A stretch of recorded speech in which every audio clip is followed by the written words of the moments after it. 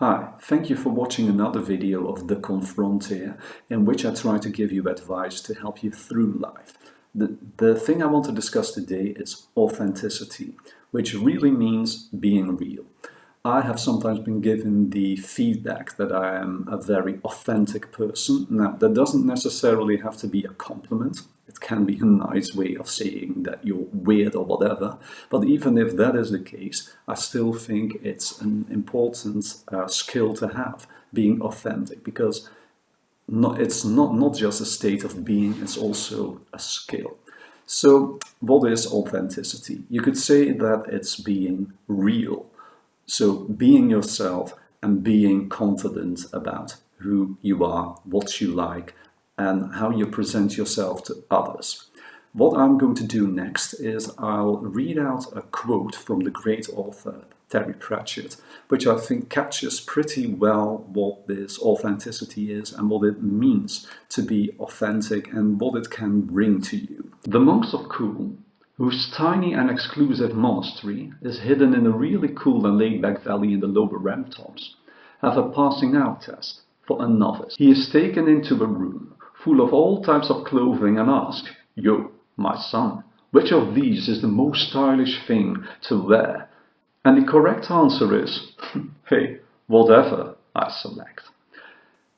This is from Lords and Ladies, a great book, by the way, but the most important thing about this is that it really puts into perspective what it means to be, well, authentic. Here, the word cool is used for that.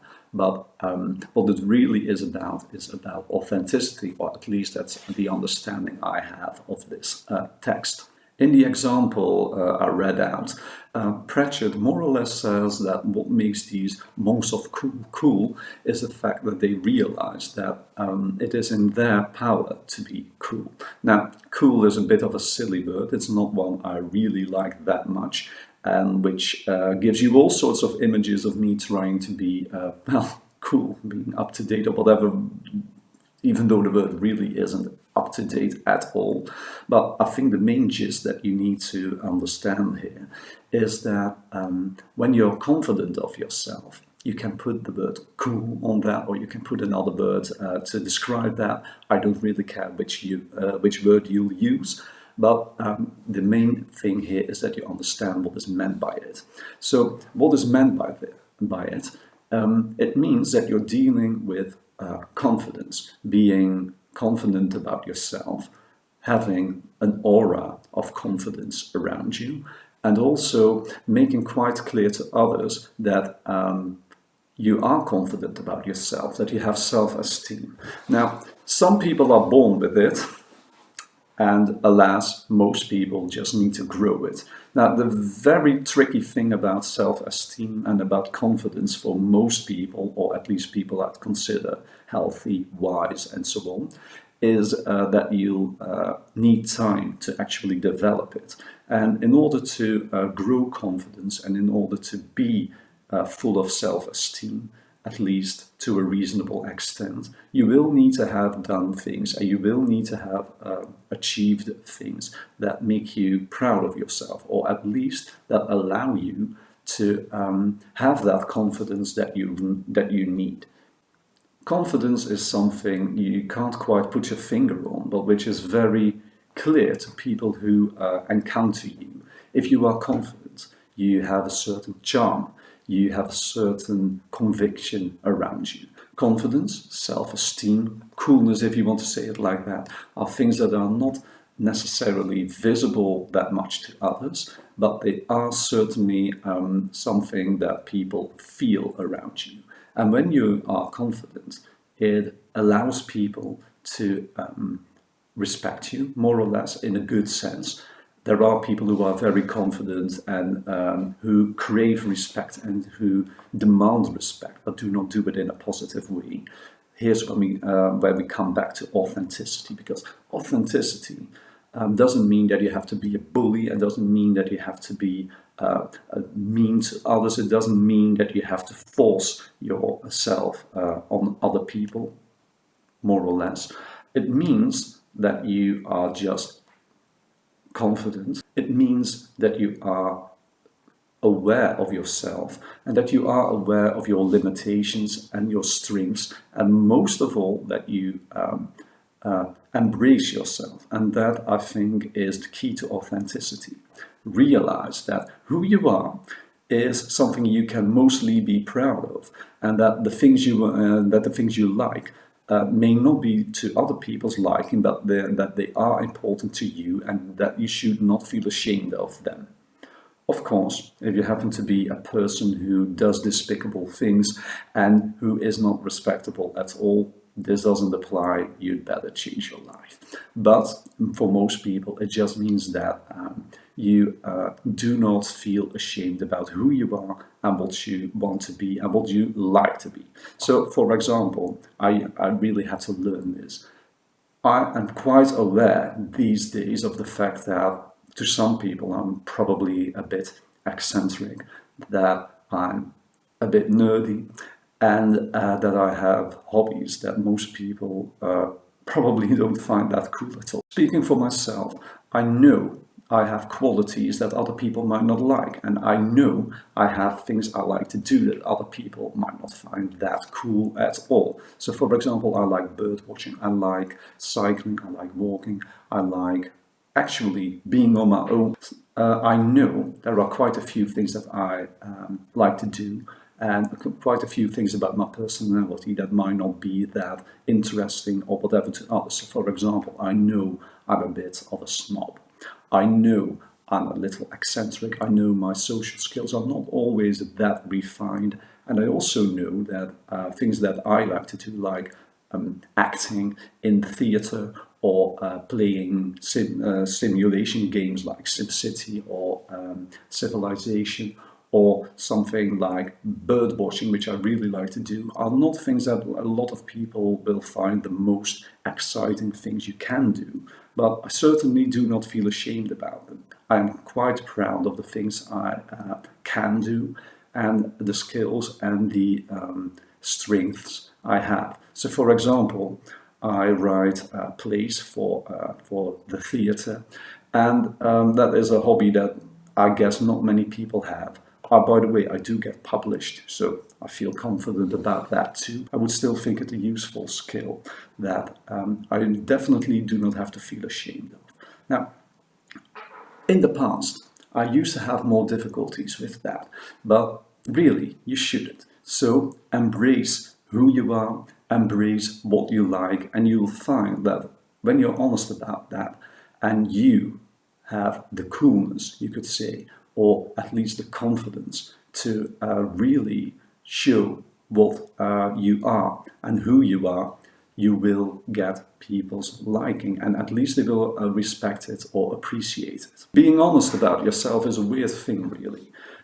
You'll see there are plenty of people who are not admirable at all, but people will generally give them some bit of admiration for being open about who they are. The best example I could think of might be Donald Trump, who is an absolutely abhorrent and despicable person, but still has a wide following, partly because he is, well, honest in the sense that he's honest about being a bullshitter and a liar. At least he's being honest about being a bullshitter, something like that. It's really weird. That is, of course, a form of charisma, and charisma is something that is natural to you, or it isn't. But on the other hand, you can, however, get better at it, I suppose. And being confident is something that gets you further in that regard too.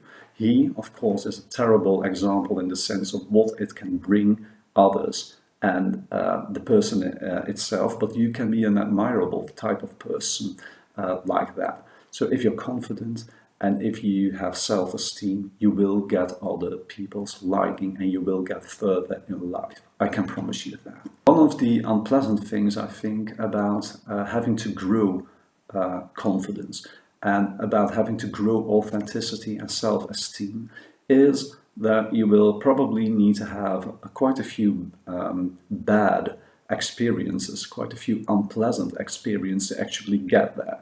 For example, as a teacher, you will have to suffer through a lot, and I mean a lot, of classes that didn't go that well or even terrible, in order to learn enough to be confident about yourself and to have the actual skill that breeds confidence and that allows you to teach classes well. Some people, of course, are naturals, they don't actually get that. Other people just have the very good fortune that they don't run into problems that much because they started off at a school that was great, for example, with lots of students who were excellent. But I can promise you that a lot of teachers do not fall in that category, and that you do need to suffer in order to get better. I suppose this is true for a lot of other jobs and a lot of other professions and vocations too. In order to know what you can bring to the table, you also need to know how things can go wrong, and you do need to suffer some pain in order to have gain. So confidence will get you far in whatever you do, but the confidence you need is often brought to you by experience. Even so, I think you can fake it until you make it, in a certain sense. So if you actually give the impression of knowing what you're doing and being certain about the things you do, you will convince others, in a sense. Not people who look right through it. It is an act, of course, but you might just convince enough people to at least get further than you might have otherwise. So that's a piece of advice I would really advise you to take to heart. I've touched this subject before, but I'll say it again. So being authentic and being confident and having self-esteem does not mean you do not need to take others into account, because really you do. You have to take others into account. It's one of the most important things about being a good person. At least that is my conviction, and it's something that I would really advise other people to follow as well. So being a great person is not just about impact. Being a good person is also about being responsible. That's a subject I will delve into in another video, I'm sure. At least that's my plan. I'm sure I'll get to it. But most of all, I've said this before in this video, and I'll return to it now. Being confident and having self-esteem is not the same as not taking other people's needs and cares, personalities and preferences into account. Something I mentioned before, and which I'd like to mention again and delve into a bit more, is the fact that being confident and being a person full of self-esteem also means that you are a responsible and good person, or at least I think it should mean that. And good and responsible are, of course, they're not very clear terms, they are subjective, but I'll tell you what I mean by that. I'll delve into that in another video too, but for now, let me say this. Something I want to emphasize, and which I mentioned before, is that being confident and having self-esteem is not the same as only thinking of yourself.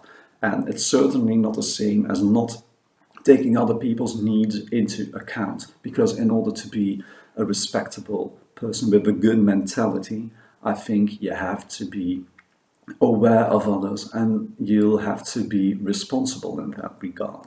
So people who walk right over other people's needs and preferences might be very confident, but they're not worthy of your respect at all. You will, unfortunately, encounter people who show themselves not to be worthy of that respect by being negative about other people's feelings, other people's accomplishments, and so on. Those are telltale signs that you're dealing with a person that is not likable at all, and certainly not someone who is, well, like I said, worth your respect. So if you want to be an authentic person, you do not have to be an asshole. You have to be the type of person who is admirable too.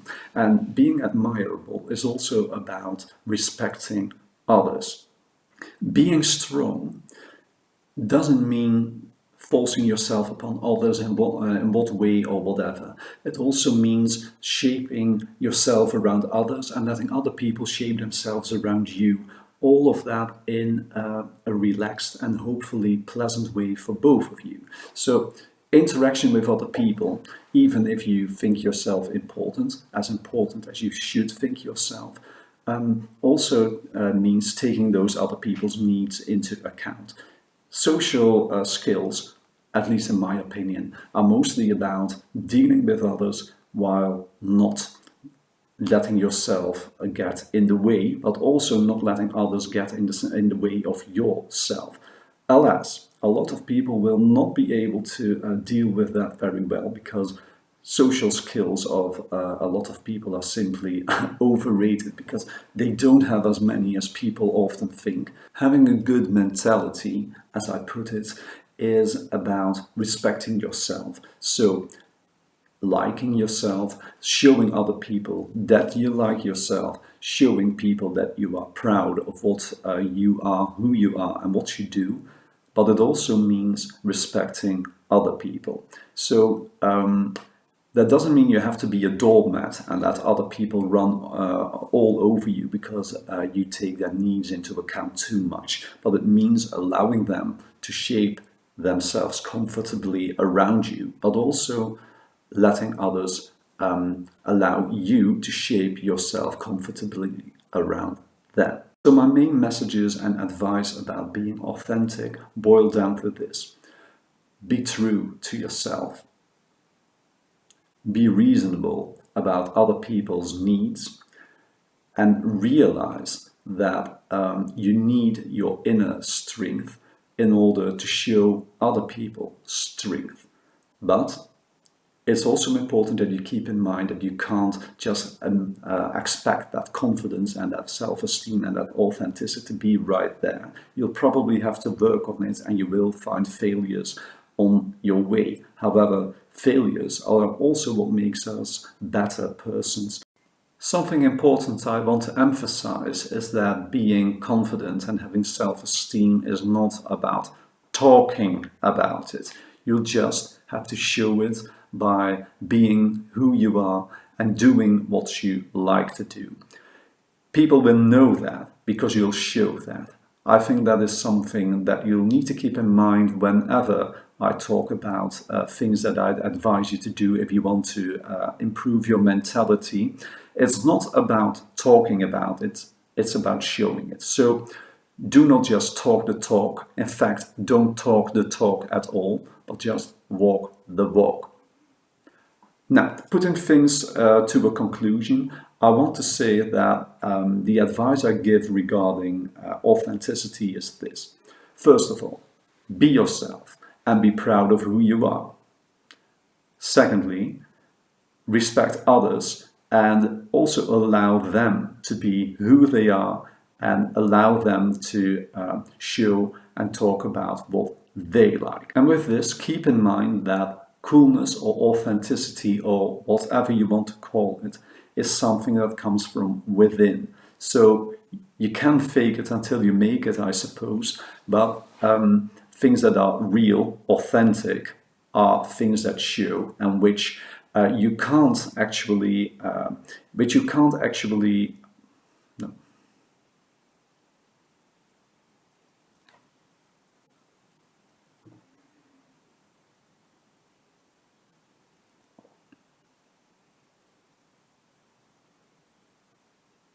Much like in the example of the monks, authenticity and coolness, or whatever you want to put it, no.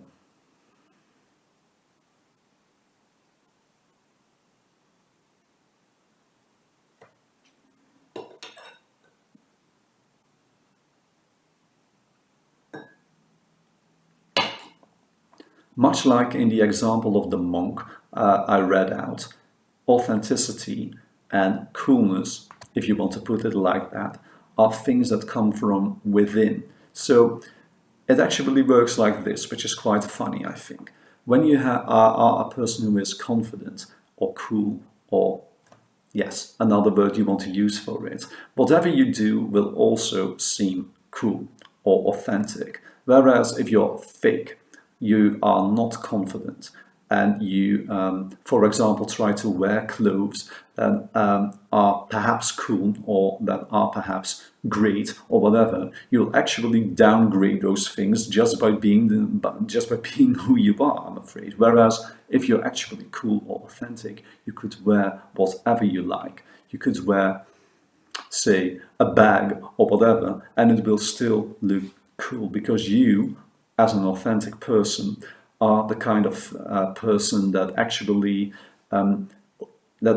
improves the quality of everyone and everything around you just by giving it your own radiance. So these are the things I wanted to tell you about authenticity and about confidence. I hope you found them useful. Now, if you feel that you really like what I'm saying or you want other people to find out about what I'm saying, do not hesitate to point me out to other people, and do not hesitate to subscribe. I hope I'll find you watching another video of mine soon in the future, and up until that moment, be a good person. Build your mentality. That is the plain and sane message of today. Thank you. Bye.